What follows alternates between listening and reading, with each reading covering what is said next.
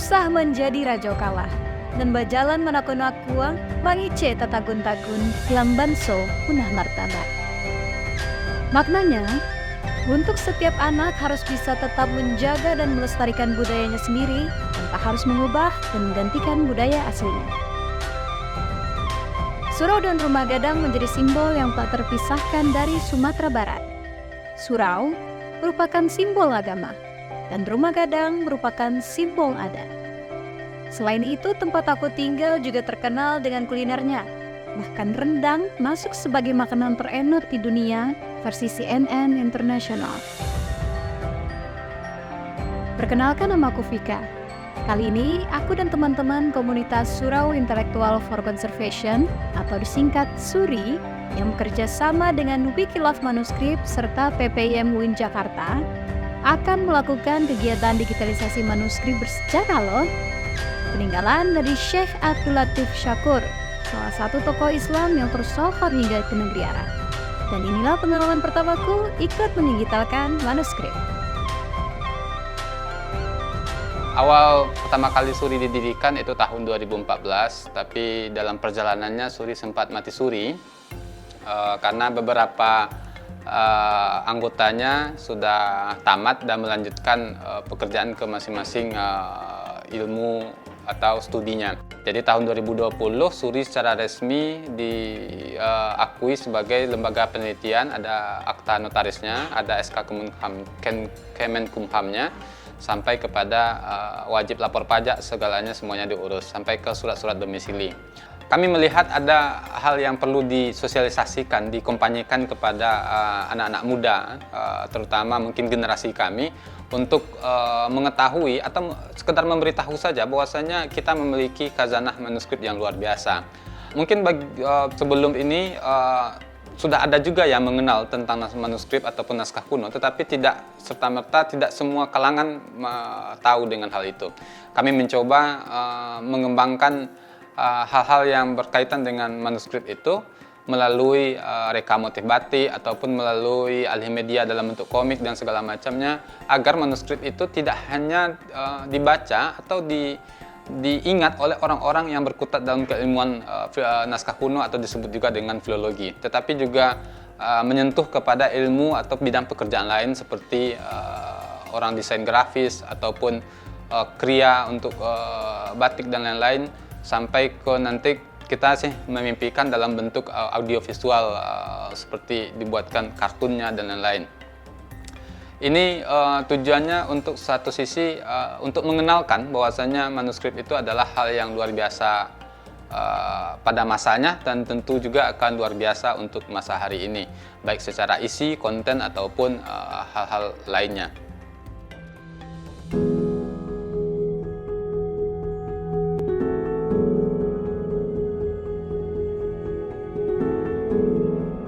Setelah tiba di rumah ahli waris Syekh Abdul Latif Syakor, tim Suri pun menjelaskan kemudian meminta izin kembali untuk mendigitalkan manuskrip peninggalan Syekh. Peralatan yang dibawa ternyata cukup banyak ya. Digitalisasi merupakan salah satu bentuk penyelamatan tercepat dari isi manuskrip ataupun informasi yang terdapat di dalam manuskrip. Dalam teknis pengerjaan proses digitalisasi manuskrip tersebut, ada beberapa equipment ataupun perlengkapan yang kita butuhkan atau kita gunakan. Pertama itu seperti ada kamera profesional seperti kamera DSLR. Lalu yang kedua, copy stand atau alat untuk menggantung kamera. Yang ketiga itu lampu studio. Dan yang keempat itu alat operator seperti laptop. Nah, setelah semua alat terpasang, hal yang terpenting itu adalah menyambungkan antara kamera dengan laptop atau alat operator tadi. Jadi copy stand itu digunakan untuk menaruh manuskrip tersebut dan bisa diatur bagaimana bentuk serta presisi dari sebuah manuskrip. Dan operator tersebut digunakan untuk alat pembantu untuk pendigitalan. Sementara kendala yang biasa ditemukan di dalam proses digitalisasi itu pertama yaitu sering kita menemukan bahwasanya manuskrip yang akan kita digitalkan itu belum dibersihkan, masih dalam kondisi yang sangat banyak berdebu. Nah, di sana kita sebenarnya sebelum proses digitalisasi membutuhkan pembersihan atau sedikit restorasi agar ketika pendigitalan mendapatkan hasil yang sangat maksimal. Nah, yang kedua yaitu ukuran naskah yang berbeda-beda itu membuat fotografer dalam proses digitalisasi membutuhkan waktu yang lebih lama karena harus mengatur copy stand tersebut baik dari ketinggian dan kerendahan dari posisi kamera. Lalu ada hal yang sangat terpenting dalam proses digitalisasi ini, yaitu adanya QP card atau color checker. Nah, gunanya QP card atau color checker ini adalah mengoreksi kalibrasi warna dari manuskrip tersebut. Nah, kita menginginkan hasil dari digitalisasi itu sama dengan gambar atau sama dengan apa yang kita lihat. Nah, jadi di sana dalam kalibrasi tersebut ada angka-angka yang harus sesuai agar hasil menjadi lebih maksimal. Menariknya ternyata manuskrip yang ada di sini berisikan cara masak menu makanan tertentu loh. Salah satunya sambal petai. Sambal petai, goreng bawang merah, bawang putih, dan lada yang sudah diiris-iris. Syekh Abdul Latif Syakur merupakan ulama yang dengan pengetahuan yang sangat luas ya, memiliki pengetahuan dan kompetensi keagamaan yang sangat luas. Beliau menulis banyak sekali karya-karya yang ditinggalkan sampai saat ini dan masih bisa kita temukan di Balai Gurah, tempat kediaman cucu beliau yang sekarang mendirikan Yayasan Bunaya ya, Bani Latif. Nah, di antara karya-karya beliau itu sekarang ditemukan lebih kurang 50-an manuskrip ya, manuskrip. Di antara yang terpenting itu adalah Ad-Da'wah wal Irsyad, kemudian tafsir Ya Ayyuhalladzina Amanu dan tafsir Ya Ayyuhan Nas. Yang sekarang sudah banyak diteliti oleh para peneliti baik dari UIN Imam Bonjol maupun dari universitas lain.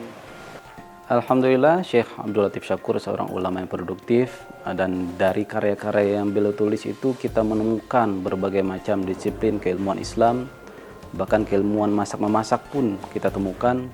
Keilmuan Islam itu seperti kitab tafsir beliau tulis dengan berbagai macam model penafsiran tafsir. Beliau juga memiliki kitab hadis beliau tulis tangan sendiri. Beliau juga memiliki tentang jurisprudensi Islam atau fikih, dan juga disebut dengan ilmu usul fikih. Bahkan ilmu logika Islam beliau punya yang kita sebut dengan istilah ilmu mantik. Beliau kasih judul ilmu at-tasawwur wa tasdiq. Di sini kita melihat bahwa beliau itu cukup produktif dalam melahirkan karya-karya, dan tentunya beliau itu menuliskan ini untuk kepentingan masyarakat, agama dan bangsa. Meskipun saat itu dalam skop Sumatera Tengah.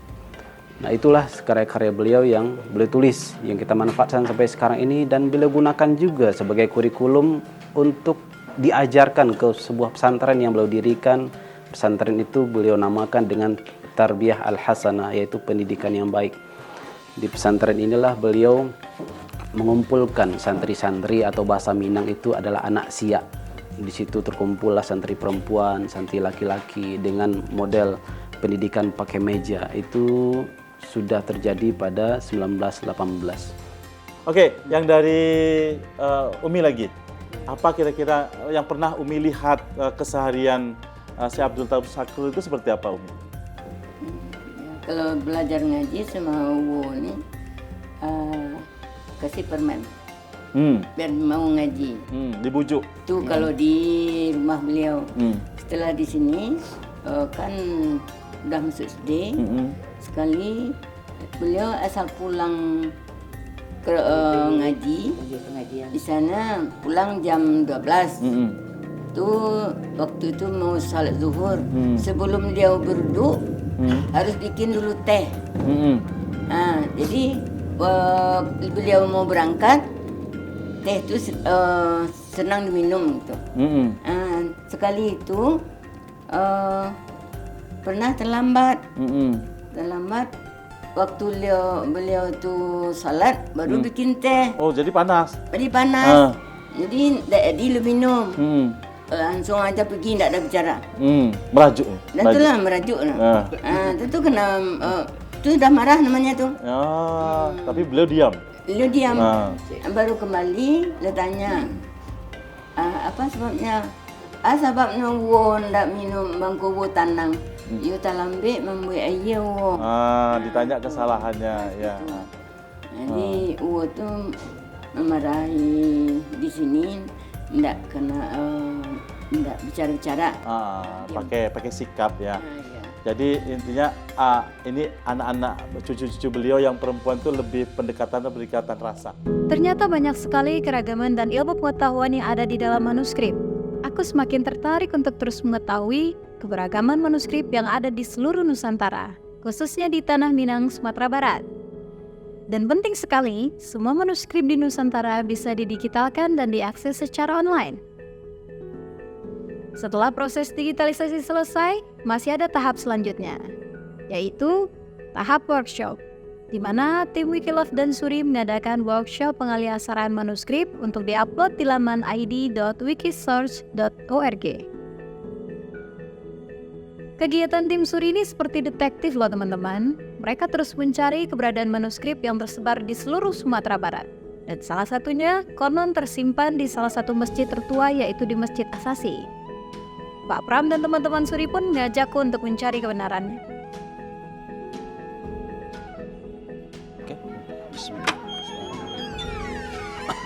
Oh, jadi ini namanya Mandaro, Pak Mandaro. ya? Mandaro dan fungsinya untuk tempat bertemu para ulama yang kayak MUI lah zaman sekarang, Pak, ya? zaman sekarang. Kalau di sini namanya adalah Tuanku Ampek Jurai.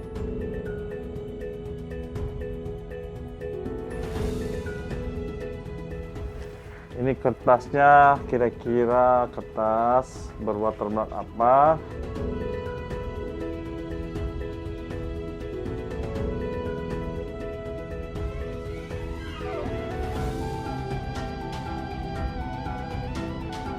Pak mau menanya mengenai naskah kuno yang ini itu berasal dari mana? Dari daerah mana? Oh ya, kalau naskah ini, naskah kuno ini adalah dari peninggalan dari masjid kita, itu Masjid Asasi yang ada di Nagari Gunung, khususnya Jurai Sigando. Nah inilah naskah ini, beberapa naskah yang kita dapatin di kantornya atau Mandaro Masjid Asasi peninggalan. Berarti memang naskah ini asli dari pemilik Masjid Asasi ini, Pak? Ya, kalau menurut yang kita dapati ini asli peninggalan dari Masjid Asasi yang ada di Nagari Gunung Sigando. Kira-kira pengarang dari naskah ini siapa? Nah, dari hasil penelitian beberapa rekan-rekan kita yang datang sebelum ini, kita tidak bisa menemukan siapa yang menulis dan siapa yang membuat ini naskah. Karena dari hasil temuan kita, itu naskah ini secara nyata pembuatnya itu hilang dimakan rayap gitu, habis. Pak, dari sekian banyaknya koleksi naskah kuno yang terdapat di masjid ini, sebagai pengurus masjid, apa kira-kira yang ingin Bapak lakukan terhadap naskah tersebut? Dengan kita dapati dan kita temukan ini naskah kuno yang ada di masjid kita, tentu kita sebagai pengurus menginginkan naskah ini diselamatkan. Artinya kata bahasa kasarnya, kita perbaiki dan kita jaga supaya naskah ini bisa menjadi sebuah pembelajaran atau zaman sekarang dinamakan proses digitalisasi.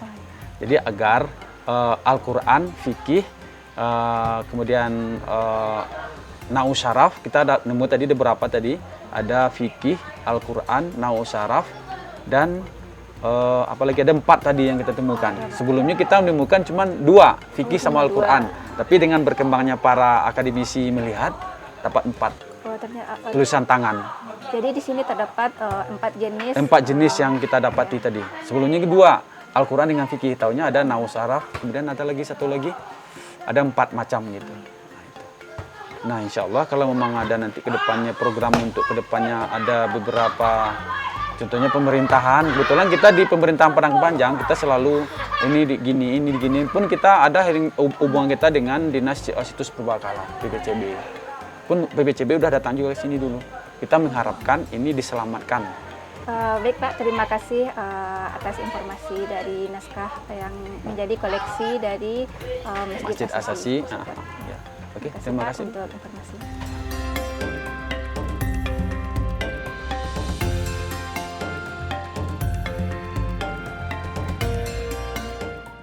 Halo, perkenalkan nama saya Rafiq Gusli, panggilan saya Alun.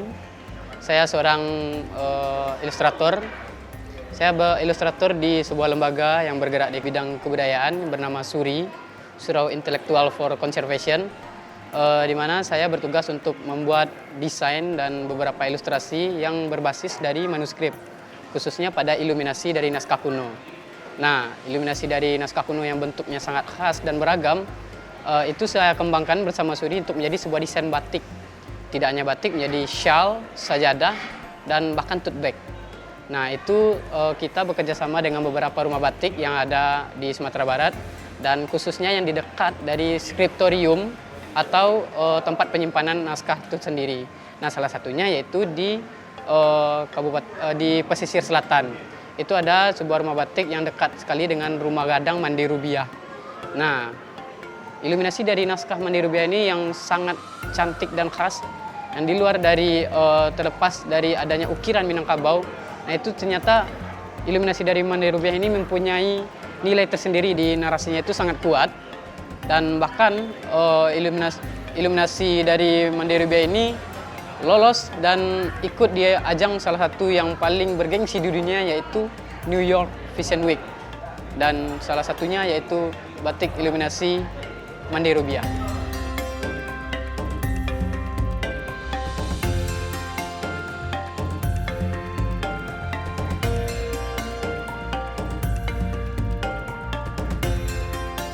Program Wilma atau Wikisource Lost Manuscript di Provinsi Sumatera Barat merupakan program di tempat yang ketiga di Indonesia, di mana program misi ketiga ini merupakan program terakhir di dalam rangkaian Wikisource Lost Manuscript. Sebelumnya sudah dilakukan kegiatan misi digitalisasi di Bali, di Yogyakarta, dan kemudian ini yang terakhir di Sumatera Barat. Melihat dari lokasinya, Sumatera Barat ini memiliki keragaman yang tentunya berbeda dari dua lokasi sebelumnya, di mana di Sumatera Barat ini banyak manuskrip-manuskrip yang menggunakan bahasa Arab, bahasa Melayu, dan bahasa Minangkabau ya, dengan ditulis menggunakan huruf Jawi dan huruf Arab, sehingga memang khasanah dari naskah ini lebih memang menonjol khasanah naskah-naskah keislaman. Selama beberapa hari, tim dari Sumatera Barat telah melakukan digitalisasi di tempat yang cukup jauh di daerah Bukit Tinggi. Kemudian kami juga melakukan sebuah workshop, yaitu melakukan pelatihan untuk transkripsi naskah-naskah yang menggunakan aksara dan bahasa Arab, Jawi, dan Minang. Kemudian kita gunakan platform Wikisource, di mana nanti platform Wikisource ini akan kita gunakan untuk mengolah data hasil digitalisasi foto-foto naskah yang kemudian kita akan unggah ke Wikimedia Commons dan kita olah di Wikisource ini. Harapan kami tentu saja melalui program Wilma ini seluruh koleksi Abdul Latif Shakur akan terunggah di website global, sehingga akan terbuka akses kepada siapapun yang ingin mengkajinya secara lebih lanjut. Dan tentu saja skriptorium yang lain menunggu program kegiatan untuk penyelamatan manuskrip yang juga kondisinya cukup memprihatinkan. Setiap saat, setiap waktu kita menjumpai bertambahnya informasi terkait dengan skriptorium yang lain yang ada di Sumatera Barat. Dan tentu saja harapan kami semoga ini juga menginspirasi untuk kita semua bahwa khasanah manuskrip, khasanah naskah kuno patut penting untuk kita selamatkan. Di dalamnya menyimpan memori perjalanan bangsa, di dalamnya menyimpan informasi kebudayaan masa lampau. bagaimana orang dahulu menyelesaikan masalahnya, tentu saja kita bisa gunakan untuk menyelesaikan masalah kita hari ini dan masa yang akan datang. Dan kami mengapresiasi program-program seperti ini dalam rangka untuk melanjutkan amal jariah para penyalin naskah. Para penulis naskah, para ulama yang sudah meninggalkan keilmuan yang luar biasa itu, dengan melalui program penyelamatan pendigitalan ini dapat melanjutkan keilmuan, dan sehingga tentu saja akan terbuka peluang-peluang untuk melanjutkan amal jariah yang sudah ditulis oleh para intelektual masa lampau. Terima kasih. Assalamualaikum warahmatullahi wabarakatuh. Terima kasih teman-teman sudah mengikuti perjalananku menggali harta karun naskah kuno di Sumatera Barat ini. Semoga teman-teman bisa ikut peduli dalam melestarikan manuskrip yang ada di seluruh Nusantara.